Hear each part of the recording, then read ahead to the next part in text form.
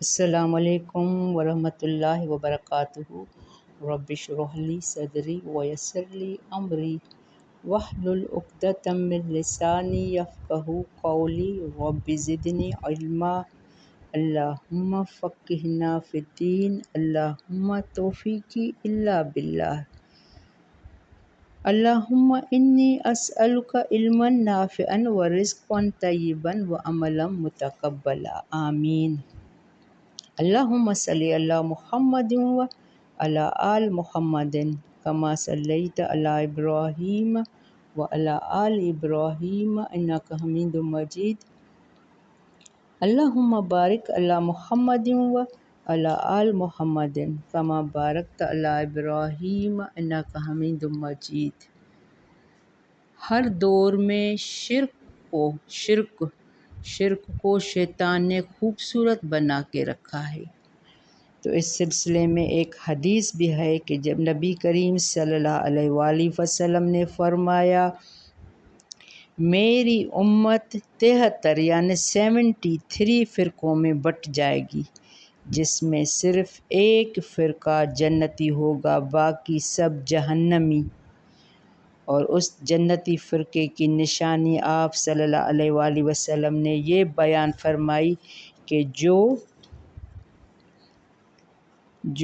ما انا علیہ اصحابی، میرے اور میرے صحابہ کے طریقے پر چلنے والا ہوگا۔ تو ہمیں اپنا اعمال کا جائزہ لینا ہے۔ آج اہل مکہ کی آئیں گی، اہل مکہ کو اگر تم نہیں مانتے تو ان کو یہاں خطاب ہے کہ انہوں نے اپنی رسموں کو ایسے کر دیا تھا، شیطان نے ان کی رسموں کو خوبصورت بنا کے دیا تھا۔ تو اللہ نے جو چیزیں ہمیں حلال کر کے دی ہیں وہ حلال ہیں، اور جو حرام کر کے دی ہیں وہ حرام ہیں۔ تو ہمیں اپنے بچوں کا اور اپنا محاسبہ کرنا ہے۔ بارک اللہ فی۔ آج اس قسم کی آیت آئیں گی، اس کو اچھی طرح ایکسپلین کریں گے۔ پہلے تجوید اسٹارٹ کر رہے ہیں۔ آیت ہماری 137 سورۃ الانعام۔ اعوذ باللہ من الشیطان الرجیم، بسم اللہ الرحمن الرحیم۔ وَكَذَلِكَ زَيَّنَ لِكَثِيرٍ مِّنَ الْمُشْرِكِينَ قَتْلَ أَوْلَادِهِمْ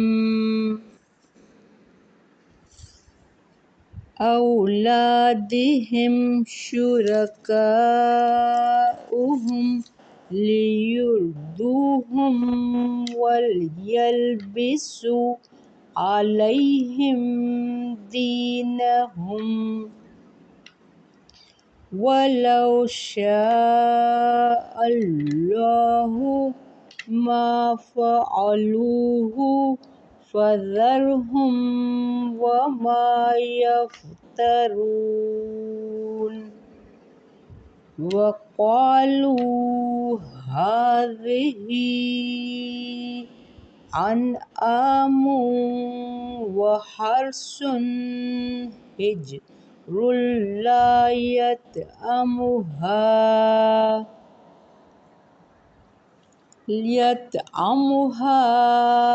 إِلَّا مَن نَّشَاءُ بِزَعْمِهِمْ، وَأَنْعَامٌ حُرِّمَتْ ظُهُورُهَا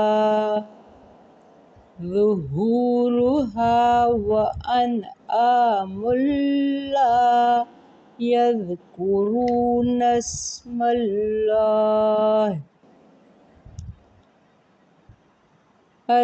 اللَّهِ عَلَيْهَا افْتِرَاءً عَلَيْهِ، سَيَجْزِيهِم بِمَا كَانُوا يَفْتَرُونَ۔ وَقَالُوا مَا فِي بُطُونِ هذه الأنعام خالصة لذكورنا ومحرم على أزواجنا وإن يكن ميتة فهم فيه شركاء سيجزيهم وصفهم إنه حکیم علیم۔ بارک اللہ فی۔ ہم یہاں 139 پہ اسٹاپ کر رہے ہیں۔ بہت اہم آیتیں ہیں۔ شیطان نے ان کے عمل ان کو خوبصورت کر کے دکھائے ہیں۔ وَكَذَلِكَ اسی طرح زَيَّنَ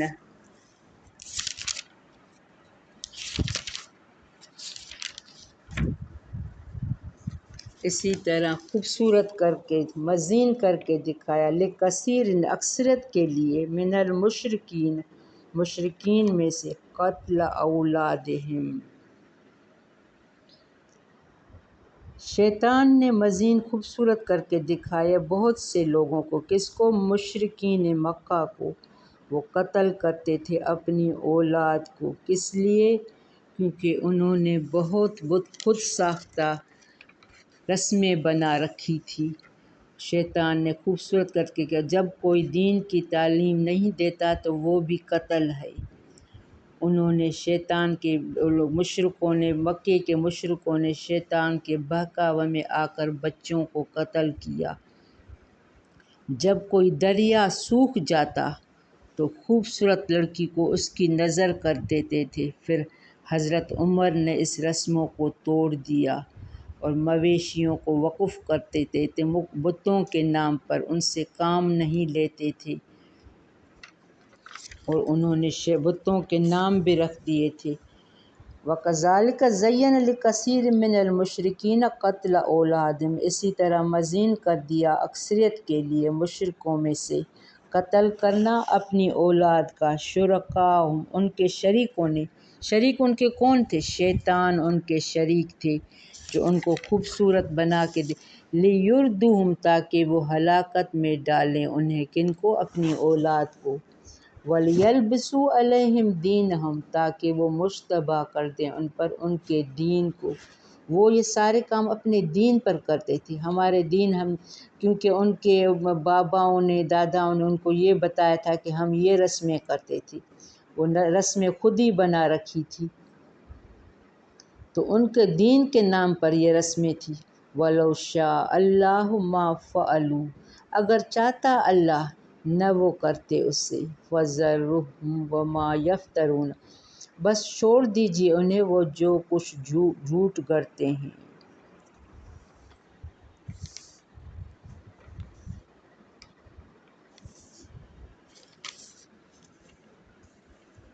اشارہ ہے ان بچیوں کے زندہ درگور کر دینے جو بتوں کی بھینٹ چڑھانے کی طرف تھا، یعنی ان کے دین میں شرک کی آمیزش کر دی۔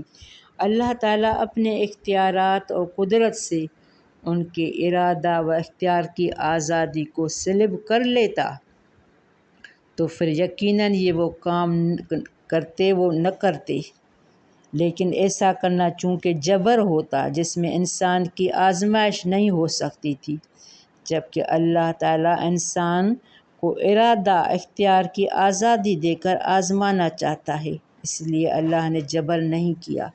بہت سے لوگ کہتے ہیں ہم کیا کریں، اللہ نے ہماری قسمت میں یہ لکھا ہے، اللہ نے ہر چیز کی ہمیں عقل دی ہے، آزادی دی ہے، اب ہمیں خود اپنا محاسبہ ہمیں دھیان رکھنا ہے کہ ہمارا دین کیا کہتا ہے، تو ہمیں بھی اس دین کی صحیح عمل کی صحیح خبر کی ضرورت ہے۔ آج بھی لوگ دین کے نام پر ثواب کے لیے بدعت میں ہیں، تو اللہ یہاں کیا فعلوا فَذَرْهُمْ وَمَا يَفْتَرُونَ وہ کرتے ہیں اس سے بس چھوڑ دیجیے انہیں جو وہ کچھ جھوٹ گھڑتے ہیں، جو بھی رسمیں کر رہے ہیں ان کو چھوڑ دیجیے۔ وَقَالُوا هَٰذِهِ أَنْعَامٌ اور انہوں نے کہا کہ مکے کے مشرکوں کی بات ہو رہی ہے۔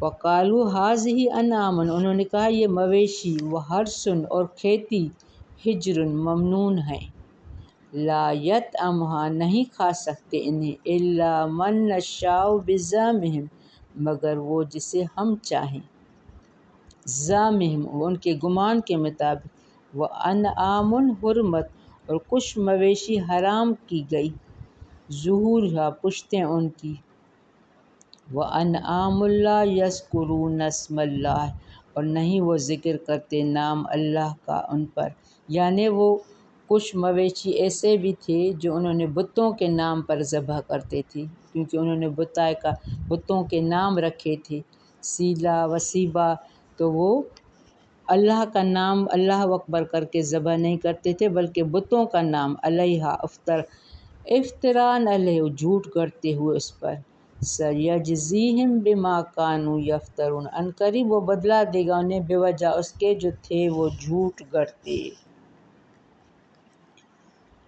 مزید رسمیں مویشیوں کو وقف کرتے بتوں کے نام پر، نہ اس کو کھاؤ نہ ان کا دودھ دو، ان کی پیٹھ پر سواری حرام کر دی تھی، ہم میں سے کسی کو اجازت نہیں اپنی مرضی سے حرام کر دیں۔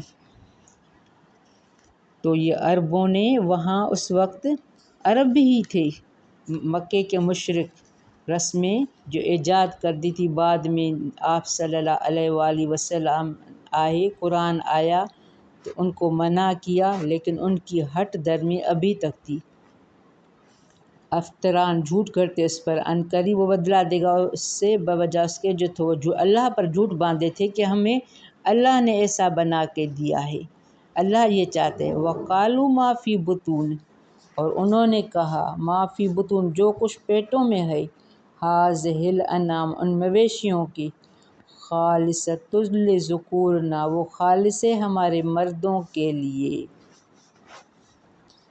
ومحرم اور حرام کیا گیا ہے علی ازواجنا ہماری بیویوں کے لیے، اللہ اکبر استغفر اللہ۔